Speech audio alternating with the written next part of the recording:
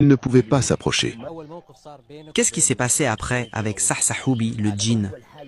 La première chose que j'ai faite, c'est que j'ai arrêté tout de suite d'utiliser la formule ou le code pour l'appeler, pour ne pas avoir de problème.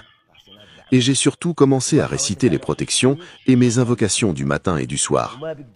De toute façon, si je n'appelle pas Sahsahoubi avec le code ou la formule, il ne viendra pas. Tu nous as parlé du djinn Sahsahoubi et de 285 autres djinns que tu travaillais avec eux et qui te servaient. Les voyais-tu sous leur forme réelle? Non, non, pas du tout. Généralement, on ne pourrait pas voir les djinns sous leur forme réelle. Par contre, ils ont une capacité de prendre des formes différentes, comme les anges. Un grand chat, un grand chien, surtout de couleur noire ou roux, la forme d'un grand âne, un cheval, un chameau, un grand oiseau à l'apparence arrondie et terrifiante, c'est des formes généralement bizarres. Aussi, ils peuvent prendre la forme d'un humain, mais ils marchent sur 4 pattes ou plusieurs même. On ne peut donc voir le djinn sous sa forme réelle, sauf s'il prend une forme quelconque. Donc toi, d'après ton expérience, tu ne les as vus sous leur forme réelle? Non, non, aucune personne ne peut les voir sous leur forme réelle.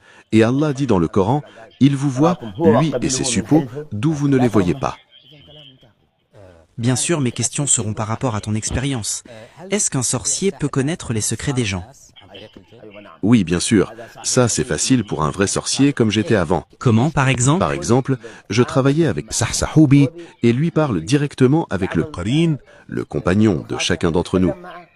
Lorsqu'il parle avec ton Qarin, celui-ci lui transmet toutes les informations qu'il recherche.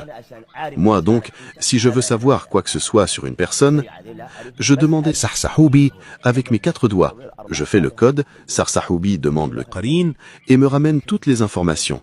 Le nom de ta mère, ton père, des événements récents ou anciennes, de façon que quand je cite ces informations à la personne, il est choqué, jusqu'au point que cette personne pense que je connais l'invisible. Donc les sorciers ne peuvent pas savoir l'avenir? Pas du tout. Je jure par Allah que c'est les djinns qui peuvent leur donner des informations. Comme j'ai expliqué, moi j'utilisais la formule ou le code et Sahsahoubi me fait ce que je lui demande. Il ramène l'information, puis revient me la communiquer dans mon oreille gauche avec des fréquences que personne ne l'entende que moi. Mais si un djinn possède une personne et parle avec la langue de cette personne, tout le monde peut l'entendre autour de lui. Et on peut voir facilement que la voix de cette personne est différente, parce que le djinn qui parle a sa place.